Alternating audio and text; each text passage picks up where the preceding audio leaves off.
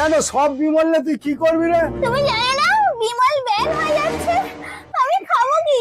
তাই জন্য তোমার দোকানে যত বিমল আছে সব বের করে দাও। দেখ দোকানে মোট 3টে বিমল আছে, একজন 2টো পয়সা দিয়ে গেছে আর একটা তোকে আমি দিতে পারি। না, ওই 300 আমার লাগবে।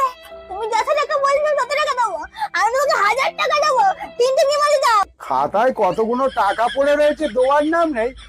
ও বিমল 2-3টে কিনবে 1000 টাকা দিয়ে। যা যা যা, হবে না।